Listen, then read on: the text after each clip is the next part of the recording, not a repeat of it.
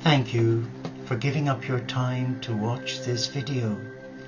It's a heart reflection, and I share with you from my heart, not from my head. But this morning I was out for my customary walk with our 3 dogs, Winston, Poppy and Clemmy, and we have a redundant railway track that's just covered in trees. And as I was meandering along this redundant railway line, I got a strong premonition in my heart about fair weather friends. And I asked myself in the presence of God, am I a fair weather friend to you? And I sensed in my heart that I wasn't, but that I was in my early life, in my youth, but not today. Are you a fair weather friend? What does a fair weather friend mean? Well, again, it's my take on what it means. And that is to say that as a nurse manager running a busy unit in palliative care, I discovered that I came across colleagues who would give you lip service, but at the time you thought that they were really interested in what you were asking of them, but clearly they had another agenda, and that was to give you lip service, so they were fair weather. But a person who is a fair weather friend is one that I believe is not trustworthy. They're disingenuous. And society is full of fair weather friends. Usually it's a friend who wants you for something, that you will do it for them. And when you've provided the information or done the running around for them, as I'm sure you have and I know I have, then you're dropped from a great height. And it's painful, because it leaves you wondering, what have I done? And to use modern language today, there's no closure. And that non-closure festers, and you can beat yourself up wondering, what have I done that was wrong for that person not to keep in touch? And every family has members who use one another. But in a monastic community, you can't really afford to have fair weather friends. You can't afford to have fair weather monastics, because if you do, then you have chaos. But our community, unlike many other communities, has experienced its own fair weather friends, where people join you with an agenda to see what they can get out of it. Whether that's a good thing or a bad thing, I leave that for you to decide. I do not wish to sit in judgment on anybody. I've been accused of it, but I'd rather not. If someone says that they wish to follow the Christ or God and embrace the monastic life from their home, because we are a cyber community, an online community, until the field of dreams manifests itself and we can then come together and live as brothers and sisters. But yes, we have encountered a number of fair weather friends who secretly were scheming and plotting to have their own agenda activated, cliques, where they were trying to implement their own will in a subtle way. And that is hurtful. It's hurtful when you've put a lot of trust in that person, and then you discover that all along they wanted it their way. But when the Christ calls you, or your God calls you, to embrace a spiritual life, He's not looking for fair weather friends. He's looking for someone who's consistent, committed, truthful, loyal, accepting, forgiving, all-embracing. They're just to name a few qualities that the Father, Mother God asks from each child of God, that we're true to thine own self, we're true to our heart. There's no point pretending to live the monastic life when you want things done your way. That's not how it's done. A fair weather friend is not a good friend. They're users, and often abusers. Often they've been abused themselves, and they end up abusing others because they've not faced their greatest fear. And we have to be on the lookout for fair weather friends. But how do you look out for them? Because if someone comes into your life and they want to be your friend, naturally you take them on trust. Well, I do. But if they choose to wrong you, to harm you, to dishonor your good name, or to deceive you, then that is their baggage. But often when you get a gut feeling about someone being a fair weather friend, you have a duty of care to your friendship and to yourself to ask in love and share in love. And no doubt if you do, you'll probably get, oh no, I'm a genuine friend. But then you discover months later that behind your back they were scheming, creating a clique, as we found in our community. But the good that came out of it was that if you have surrendered your heart to God, in service to God, then you're protected, and you get an inner knowing to be on your guard, to be wary. Jesus used the expression, do not feed your pearls to swine, harsh words. But if you have a gut feeling about someone, and you have a notion in your being that they're not honest, reliable or truthful, you back off. You protect yourself. And if you're in a community, you protect the community from that person. Because what you don't want is one bad apple. Or as Saint Benedict once said to his novices at Monte Cassino, a spoonful of honey attracts more flies than a barrel of vinegar. But what is your take on fair weather friend? Maybe I've got it all wrong. And if I have, I would really appreciate hearing from you. Because it's in dialoguing, in sharing, in communicating that we learn, isn't it? We learn from our mistakes, we learn from our failures, our weaknesses, because when all's said and done, we are human. But we're also divine. And if we are in service, living the spiritual life, in service to God, that is, then being fair weather should not take place.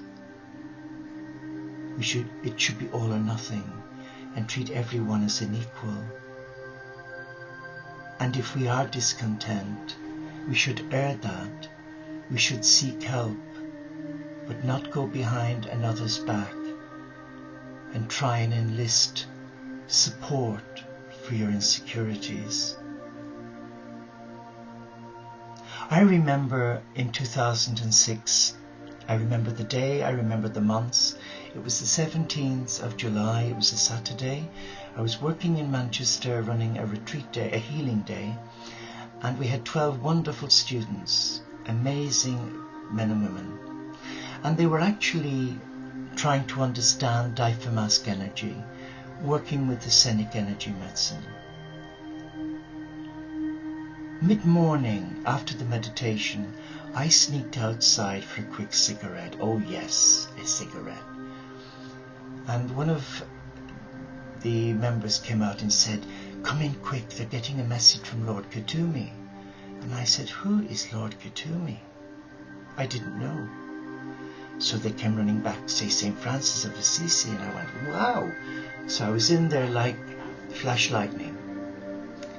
And the message was beautiful and simple, that we were to reach out to all faiths and none. But then everyone was fired up. Everyone agreed to close ranks, create a sense of community, and nurture that promise. The promise that they would reach out to all faiths as a group. And they would call themselves the Teo Community of St. Francis. I supported them. In the July the following year, we had our annual meeting to see how things were doing.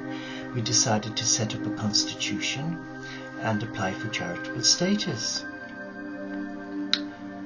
And we appointed trustees, and we invited a friend, someone we could trust, that could guide us. And they turned around and said to the group of elected trustees, we should drop the name Francis. And we all looked horrified. And we asked why. And we were told that the word Francis represents poverty, a poverty mindset. Well, I was shocked.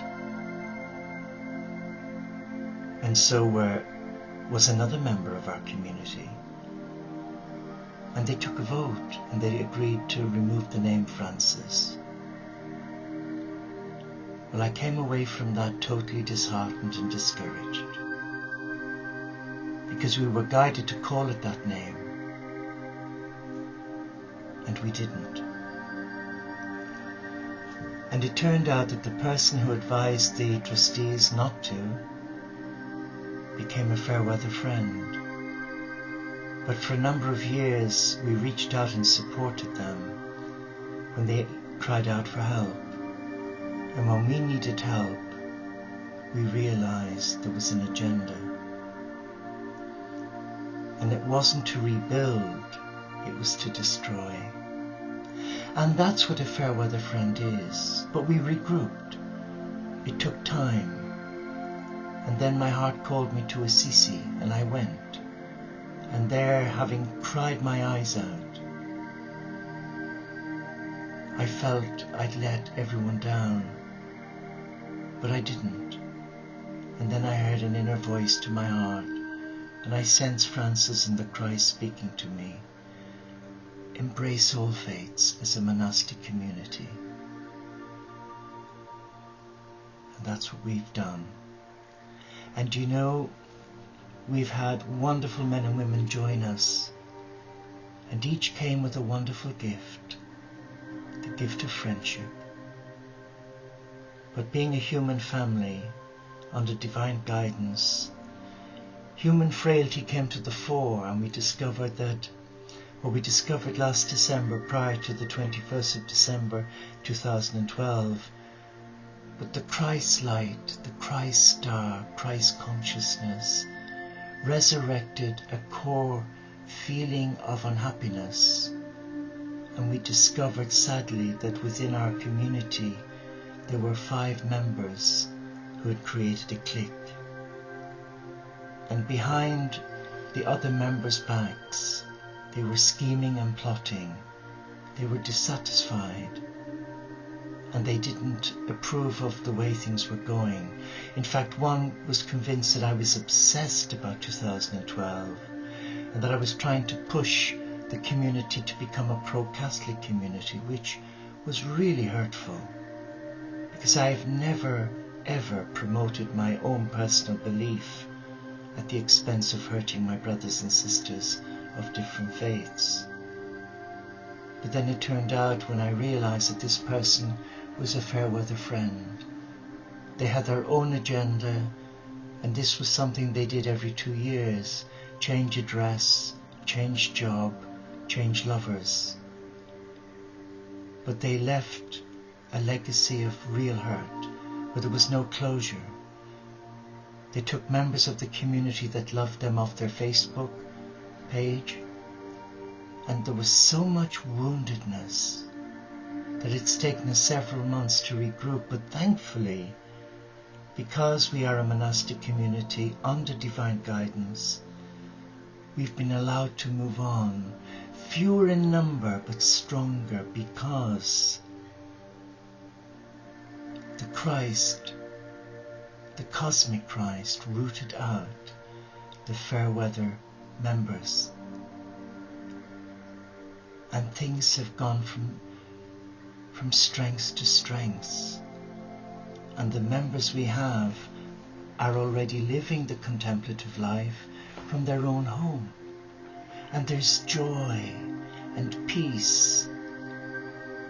And looking back to July 2006, 2007, all of those who offered to support Lord Kuthumi disappeared into thin air. And that's what happens in human nature. You can be fired up to do something, and then when things don't happen the way you wanted to, one gets disheartened. I've been disheartened so many times holding the vision together for Francis and the Christ, that I often think, wouldn't I be better just saying, get on with it? But I made a promise. And I pray with all my heart that no one will accuse me of being Fairweather. Well, God won't. And I pray that you won't. But I pray that you will not be a Fairweather friend, but that you will be a true friend and support our brothers and sisters of different faiths who have chosen to embrace, some the hermit life, the contemplative life like me, and some to live the monastic life whilst working as nurses or teachers, road sweepers, or as a married couple. You can befriend us by being a friend in the community without having to take vows. But we're not looking for Fairweather friends, people who say they'll do something and then get fed up. Because we take our promise seriously. And the reason why the Teo community of Interfaith Franciscans came into being was to reach out to all faiths and none, break down all the barriers, and just share Franciscan hospitality, which is love. So we don't talk the walk. We don't get into in-depth discussions on dogma or theology. We don't even ask you your belief.